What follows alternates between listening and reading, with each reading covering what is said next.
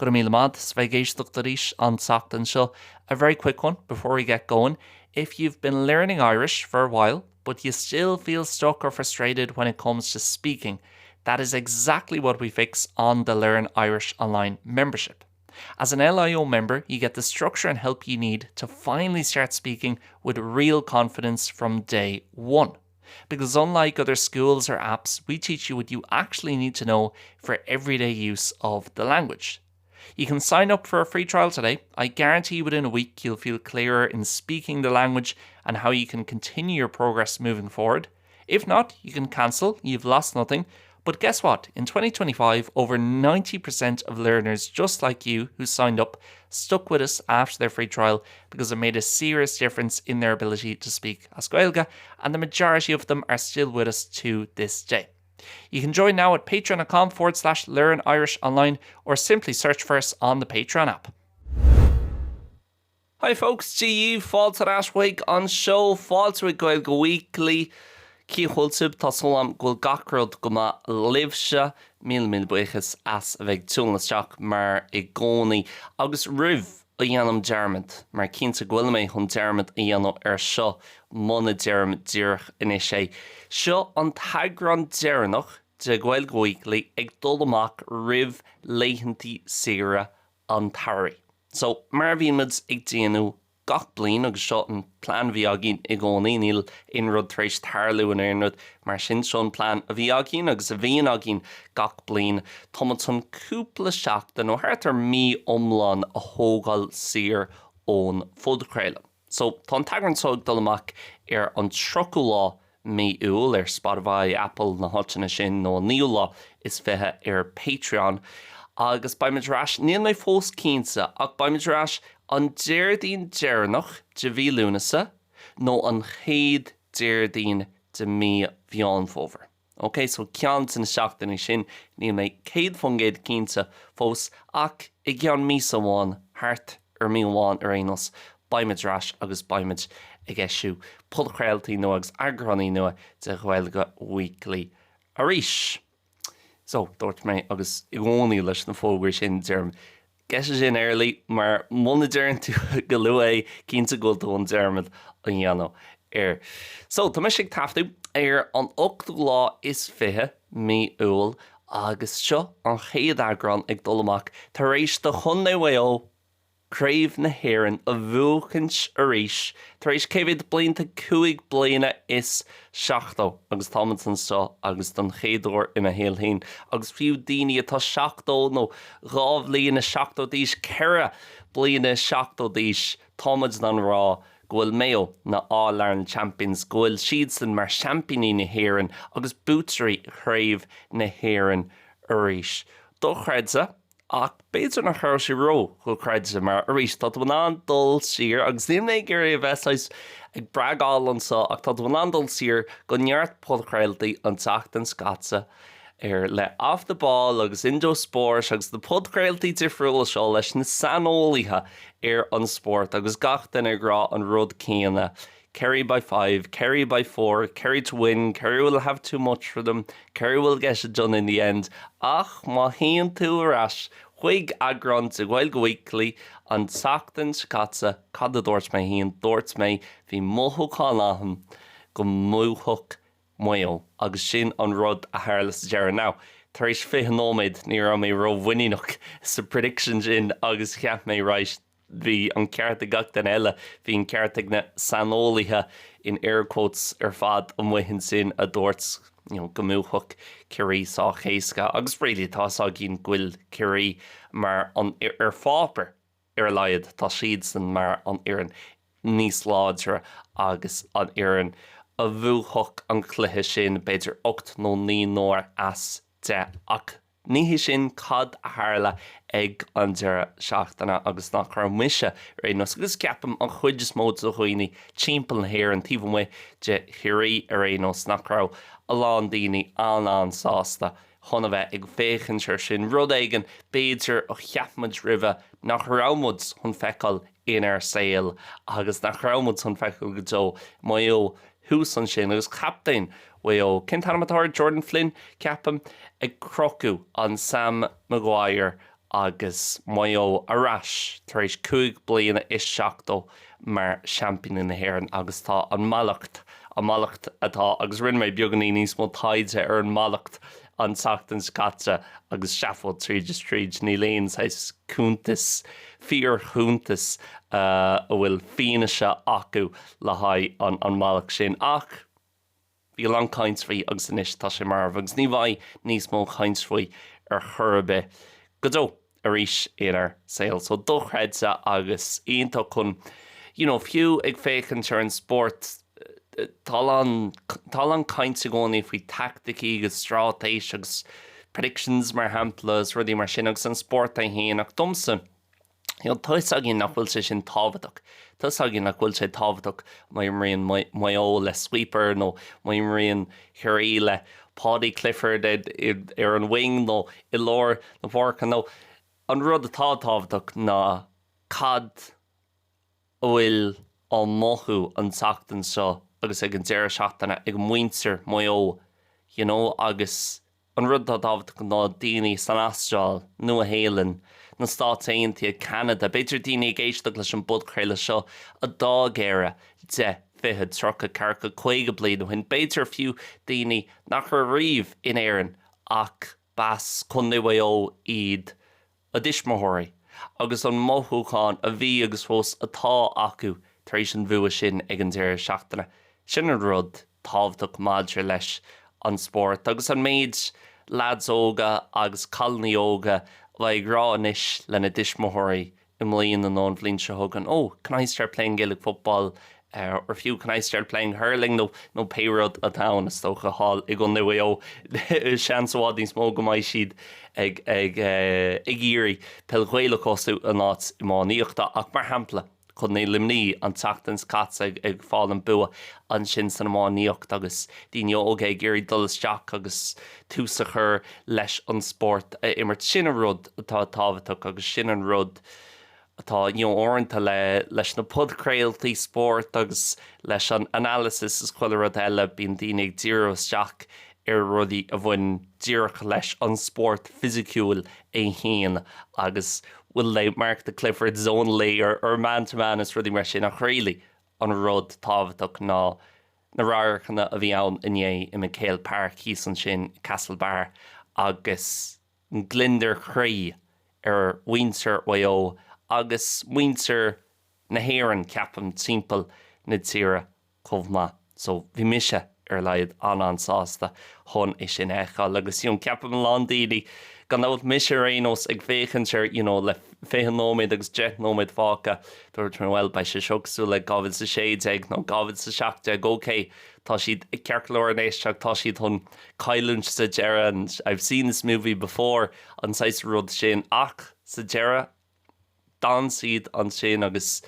they fought it out len siad ra ag trids agus bhuaigh siad sa deire agus fiú chun teachtarás tar éis tús uafásach mar sa chéad 5 nóméid nó sa chéad 5 nóméid is fethe bhí mil uafásach. Ní rá siad agus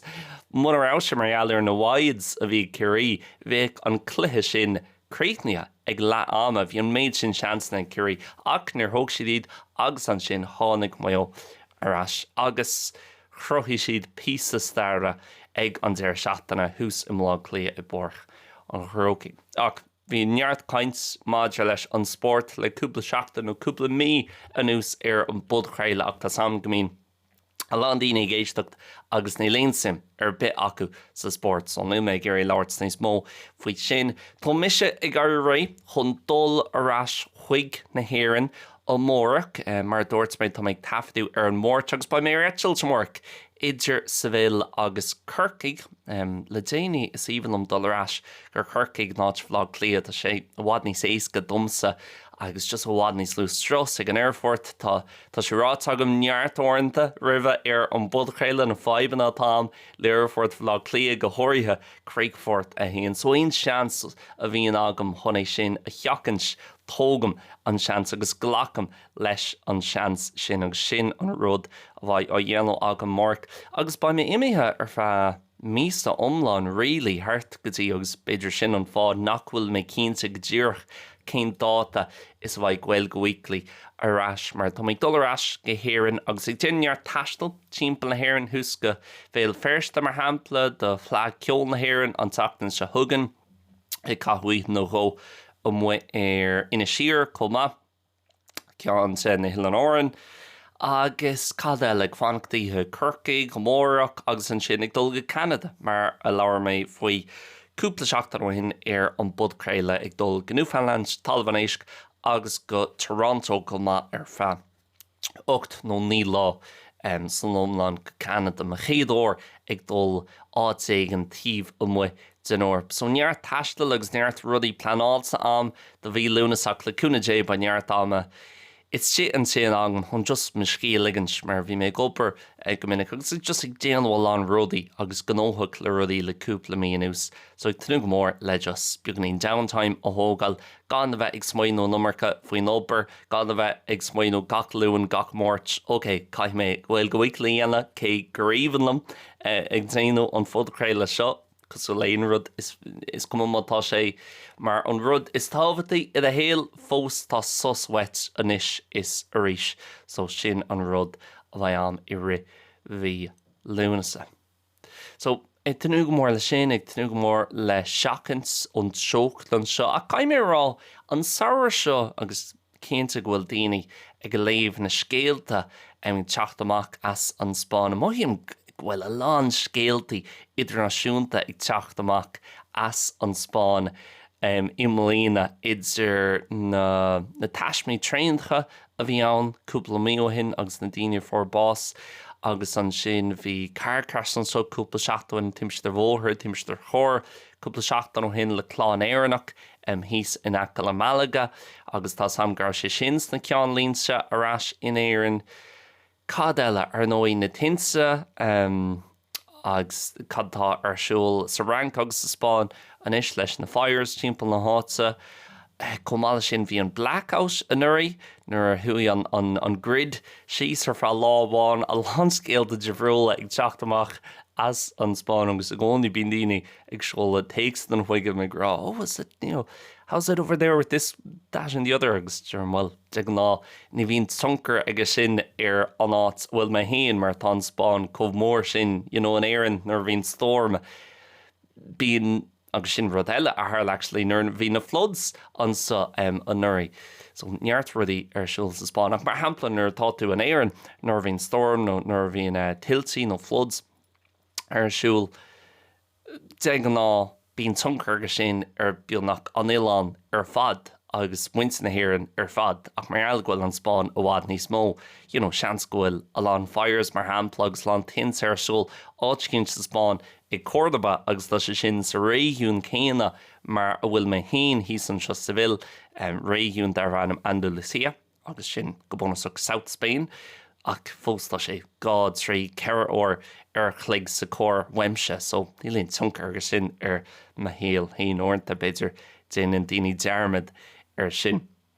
Ach ag tunú go mór le gandáis a bheith ag éirí as an seocht an seo céanna cráisiú róghna I mlíana gandáis an saoir an nuirí bhí sé bhád níos meas agus carcha céim beag nach gach lá ó mí meitheamh ará I mlíana bhí sé bhád níos fearr go dtí seo I réanos 34 35 a 15 I gcónaí bíon mí lúnsa mar an bhí is massa. So seo an tám fíorfa an éirí as agus dulrás go héireann agus fiú bhí cúpla den grá le tá míá Earth mar eannach maith tú an sin le hain tun teasa agus gohfuil beidir an aimsir is fearr in éireann gohfuil sé imithe hána féin agus ní bhaid sé róche I réit na seachtainna seo ach dumsa tá sé sin fiú níos fearr agus tá níos sásta le 8 ó 9 cim Celsius tar éis an chéad cuid sin saoire a chathú an seo. Mar tá sad chuna sa bhíon sé nuair bhíon tú cathú beagnaí ná in áit le 35 chéim Celsius tá tú ag iarraí rud ag an níos freis níos fóra agus just a bheith inán brístí géana a chur ort nó chudaí a chur ort agus i gcónaí mar chuoine bíon muid ag iarraí an rud nach bhfuil láginn agus the grass is always greener mar dearfá. So tá mise agsúla sin tá mise agsúil go mór le dolasteach ggéirfort churchaí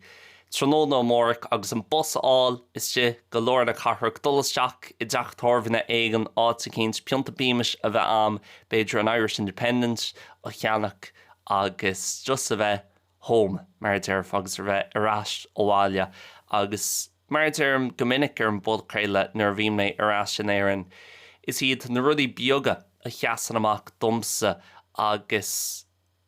sin iad na rudí speisialta go minic in áit na rudí móra na rudí beaga sú leis an papar nuachtáin a cheannach agus a bheith sitáit cíns beidir leabharlinn nó an teachtormhanna nó café nó ar an train ag léamh an fápar a bheith an leabhart le béirle I méirle le chuiligúine agus an cracmhad le chuiligúine agus just a bheith ag mothú beagnaí níos mó ar my thuúbhnas nó mar chumpórt agus níl sam tá rud an faoi agus tá sam go mín a lán daoine a lán éan ag timpeall an dain a géisteach leis an bud chéile seo ní bhíonach thart ar 60 fan géad den listenership den luchtéisteachta a géisteacht in éan an chuid eile is éan a gíd nó daoine bhfuil simachchas a Gaeilge a géisteacht sa Riachtaintia, san Astráil nó a Héalann, an Bheilg, an Spáin, na Stáit Canada, ásanna timpeall an dain agus cinnte bhfuil is agamhse ar éonos nar bhíon méid leabhart bhí just a bheith mothú beagnaí níos mó ar de chumpórt agus ar de thuúbhnas. No, orintanta tarlíonn sé freisin rih dul arás bíonn tú ag saoilú faoi dríocht na hÉireann agus home agus an anáis romantic image de seo agus téantarás agus tá tú like bíon rudí beaga agus currency de steachart. So ní féid leat beidir expectations reward nó bheith súla a nummarcha iad a insín rih dul ach domsa gcónaí tá sé speisialta agus mar dúirt mé rih ar an bud chéile an chéad cúpla bliain ar an mise I mo chónaí sa Spáin. Ní rá mé rilí ag súil go mór le dul bháile, just rud a rinne mé ar fra seachtainna agus tar éis cúpla lá an éireann beidir hana féin bhí mé ag smaoinú faoin Spáineach. Níos bógus níos mógus níos móna leithní seo bhí mé ag smaoinú I can't wait to get back dearn agus is íbhlam a bheith an sin agus just na héal bheith am an sin agus daoine eáil agus na hátainna agus just a bheith dul amach ar siúlóid ar na backroads an áit a bheas mé héin agus just súbhnas agus faoisibh atá ann ar chlí I gcónaí bíon méid smaoinú faoin dáin sin ag mórtíún díran ceapan nó mórtíún cáin mórtíún díran ceapan agus an dána taige dar bhanam faoisibh a dheabhsa agus a rís tá íomhá an muhím gúilna ag déanú an ortheist a rís ná ag déanú chuirsís ar na dána ach tá íomhá an romansúil sa dáin sin maidir le ag siúil chuscladaí a measc go ghine agus na íomhána seo ó na Hill-an-Áireann agus a bheith an éireann agus a muid faoin tua agus an airge agus rís le lán daoine timpplatíir ní bhíonn sé mar sin má tá tú iad a chónaí I lár na tíre nó im lá clia. Ok, tá neart buntáistí leis na háitina sin ach ní bhíonn sé just the West is Awakened, Connemara and the Hills or the Kingdom of Kerry agus na híbhána choúla seo. Níl sé sin eagán daoine in éireann. So ní féid leat an bhró románsúil agus ní féid leat bheith rá it's paradise na mar sin mar tá neart bhaibena an sin comá agus rud amháin é chun a bheith an sin ar fe seachtainna an is rís nó béidir ag dul le Laethantaí Saoire an sin ach rud eile a bheith I chónaí an sin. Rud cinenne le gachat rud cinenne leis an Spáin comh má an just is Spáin bín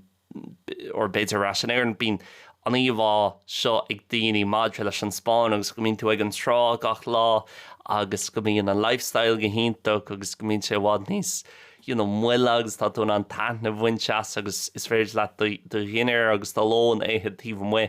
ach ní hé sin réala ceart agus ní hé sin mar bhíonn sé nar tá tú I do chónaí an seo. So caiith tú a gcónaí a bheith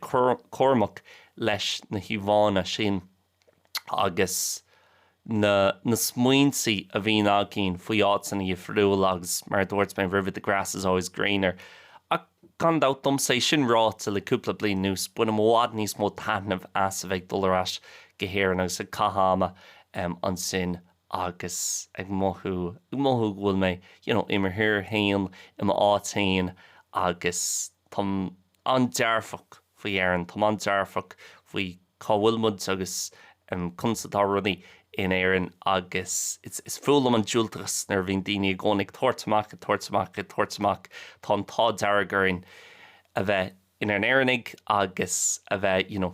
sibse I bhar gcónaí in éireann tá an tá dearg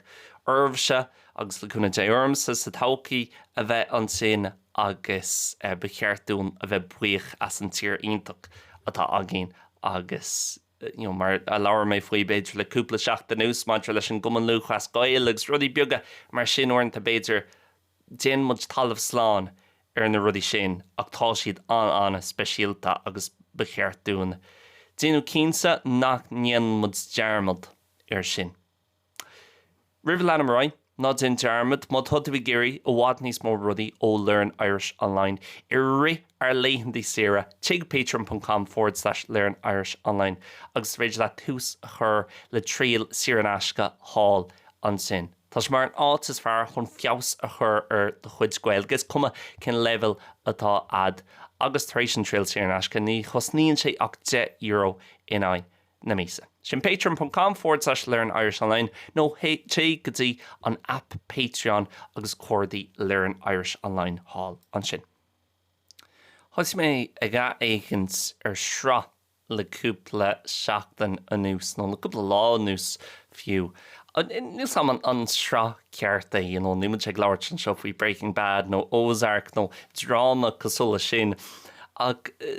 sais entertainment so is dócha le gceist agus seo síimsúla agus sin impractical jokers ó na stáitianta. Lads, tá mé gafa leis agus aon duine a bhfuil atna acu ormsa ba is acu is cumlum faoin telefís. Ní bhíon méid fécans ar an telefís, ní bhíon méid fécans ar strahanna, ní an Netflix agam, ní Amazon Prime agam, ní inard mar sin, ní linsamam. An téanóir a bhíon mis ag síos chun fécans ar rud éigean ar an telefís sin beidir inis is rís chun a bheith ag fécans ar rud éigean ó san sport, ag fécans ar an snooker nó ag fécans ar an belghuéilech mar hampla is rudaí cosúil le sin. Ag bhí aithná am ar an practical jokers ó le tamil nús agus Nis an bitgram ar YouTube mar bí me cathú beagnaí níos máma ar YouTube agus bhí mé ar YouTube an láhanana agus chonach mééis recommendations ar an taobh go rá fís an practical jokers agus thuirt me jeez is cuibliú a bheith fécans ar sin cúpla bliain ó hin ach le tamil nús inis ní rá méid fécans ar chuim isteach. Lads, níl aon rud có granmhar feici an le blianta a nús, tá sé chomhá sin. Mna bhfuil is ad cad atá a gceist le practical jokers. Carthar lads as nó áireach atá tú. Agus tá sam, deag ná is cumlum faoi rudaí a bhíon teachtamach as na stáitiantí ní hatníon, comedy lomó na stáitiantí ní hatníon, mór an podcréaltaí lomó na stáitiantí an ó seoanna ach an rudsáid tá sé difriúil. An rudsá is cuma. Cad a cheapan tú faoi lantin comedy agus lantin gen circuit sin atá ann san stáitiantí. Má hatníon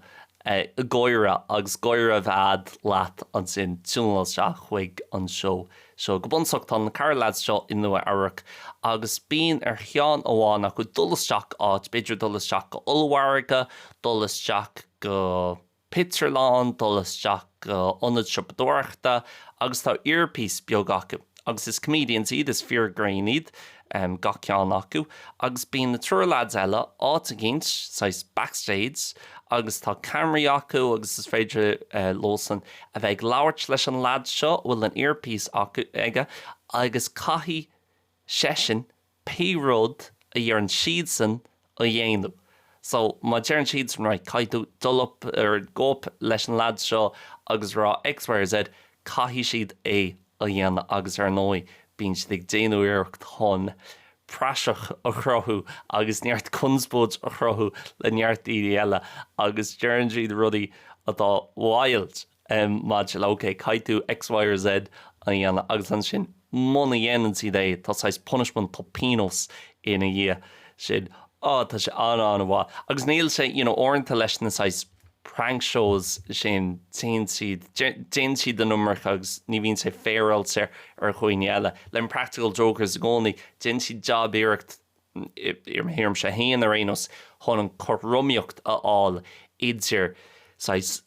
laugh ceart aáil as daoine agus a bheith ag crothú sais situation atá obscene agus ridiculous atá seafóideach ach ag an am céanna meas a haspánsfuig daoine agus gan a bheith grána le daoine nó aon rud mar sin tá sé an bhá agus an rud iontocht ná ar YouTube tá tú an sais compilation videos, beidir orachlig nó gá orachlig gen the best moments nó the best punishments nó the best shows nó sais challenges do chlánaí ó Mur nó Q nó Sal nó Joe na lads difriúla atá ar an show seo go minic bíon daoine cháúla ar an show ag déanú cameos ar comá agus tá sé an bhá agus an rud is fearr faoi tá sé céad fan géad fíor agus réadúil agus níl sé set up nó aon rud mar sin is íomlumm in Practical Jokers agus dúirt mé gra mé chun labhairt faoi ar an show inneo mar bhí mé gafa leis ís ag féchant ar beidir 2 ór ar chlig nó 3 ór ar chlig inné agus tugann sé sin beagnaín aglan dom nó tá sé pí beag scanreil nach bhfuil sé mar rís mar dúirt mé nílis ro gafa leis an telefís so níl me sé clachtaithe le bheith sit síos agus ag féchant ar rud éigen ar feadh an méid sin ama ach tá sé scanreil an méid ama agus cicomh mór mar funréid de chuid ama agus de lá cicomh mór is atá an sais bharna sin fréidir leat a bheith caithúigh fécant ar rud amháin, saolaí má tá tosa iad a rúiseacht ar feadh 2 ordaig nó 6 ordaig in aon lei agus tá tosa ag fécant ar an telefís nó ag fécant ar sra amháin ar feadh 3 ór ar chlig sin beannach 5 fan géad de lá just imithe mar sin so caiidiú bheith cormacla sin ag an am céan agus go háirithe le YouTube agus is dócha go Netflix agus an rudí sin mar an céanna go críníonn tú episode 1 agus tíomh siad 2 second leanan sé rá chuig an episode eile agus tá seanéis go just rá I'll keep going on this one ach tíos bhí mé beannach I bíon iné ag féchant ar an show seo Tá ceanháin tá go héntaach agus cean sanna sais punishments don na pinós is cáúla a bhí acu. Bhí ar an lad seo Sal a dulasteach go bingo hall agus cosú le gacrad san sátéintí tá gacrad níos mó hall an sin sa bingo hall seo bhí beidir 2 nó 3 chéad daoine ag imirt bingo agus tá sad chuna sa bhíon daoine a bhíon ag imirt bingo tógann siad é I bhád ró gáire tá sé mar an All Ireland tá sé níos tábhattaí das na himróí bingo sin tá bingo níos tábhattaí dómh ná mar atá an All Ireland agus craobh na hÉireann le haid maio agus bhí ar Sal Volcano an tanamatar bhí ar dulteach agus go bunasach bingo a lé amach gach ór a dúirt siad iver. So, bhí cúpla ráte AGHB 64C 32G agus trééis trí nó chuirceán bhí ar seaasús agus os chóireach den eile rá bingo nuair dúirt na lads eile backstage ar chúlstáte leis roiis ná caiitú é dhéanamh dúrch inis. So ar nóí tarlíonn sé an chéadúir agus sin chuann siad a chóirta ar an scálan mór sa bingo hall agus tá sa gachtain ní rá bingo aige ní rá sé fiú ní rá aon rud nó aon lína ar churbheith aige. So ní bhíon daoine rá pistáf nó aon rud mar sin, ní bhíonn siad ar buile ach an sin leanan beidir glíonn siad amach 2 nó 3 ihar eile agus bíon ar Sal seaasús arís agus bingo ará arís nuair dearann siad san earpiece leis agus an dahar ó pís le pís a éironn daoine níos fargaí mar níl bingo ag níl éon línan ag níl fiú ben beidir aon ihar ag ar a chóirta bingo a cai sé leananrá ag sé seo í an arís go dtí an pointe a hagan an éan slán dála chun é ó thuirt amach as an bingo hall agus bhí daoine arís mar dearm tá daoine cómh dá éire faoi bingo as rudí mar sin bhí daoine ré chun é héin ó bharú agus rud éigen a dhéanú leis an lad seo Sal Volcano agus rudí mar sin níl sam orintha nar bhín mis ag dul simple na hása, bín intrusive thoughts jo ad modula ó cad a thar loach dá méich mise chun X, Y nó Z ará díorchanis nó dá méich mise chun X, Y nó Z a dhéana anis. Agus ar nó ní dhéanaan tú iad mar bheith sé, seans má go mbeidh na pólíní ag teachta nó go thar loach rud aigen an aisteach. Ach, in practical jokers, sin an seans is dócha chun social experiments na turgan ní so síalta seo eáil agus den consequences ag buint lo eáil agus tá sé ionintach ionintach gur fad is éhan le me agus cínta an rétal mórc tá mé chun beidir cúpla episód a íslódal agus bheith féchan tarthú agus mise san éir idir churchaigh agus sa bhéal nó sa bhfuil agus churchaigh tróna amórach. So, sin é folks le haid an teachtain seo agus sin é don saoire seo bhfuil go dtí dearbhí lúnasa nó tús mí fián fóbhar. Tásúlam go muinn sibse taitnimh as mí lúnasa le cúna dé tá sé bheith dul beidir ar líon de siar nó déanana rud ag an jazz díomhhéin ar rénos ire na mísa seo agus fiúma tá tú fannach den éan nó ag dul th leir nó dá lácinn san éan nó má tá tú just ag leanana rá mars ganách agus ag gopurs chuile deile tásúlam go muinn sibse taitnimh as agus go mbeidh an aimsir go hinntaach pe áit bhfuil sibse. Míle buchas mar derm gcónaí ach náir derm is seo mar fiú rud agus rud tábhaach míle buchas as bheith géisteach gach seachtain mar ealarbh sé géisteach agus go háirithe sibse a bhfuil beidir hall ar Patreon agus mar chuid de membership tá mis an leananráid i crothú níos mó achmhaí le daoine chun an Gaeilge a ólam agus fios a chur ar a gcuid Gaeilge agus sinna rud is tábhatí domsa.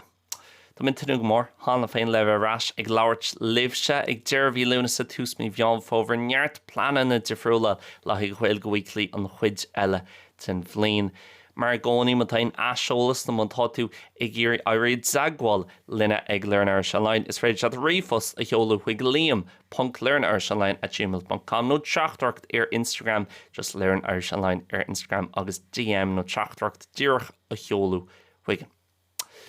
Ba méid leirtih ríis i gceann cúpla seachtain buint taitnimh as mí lúnasa op maio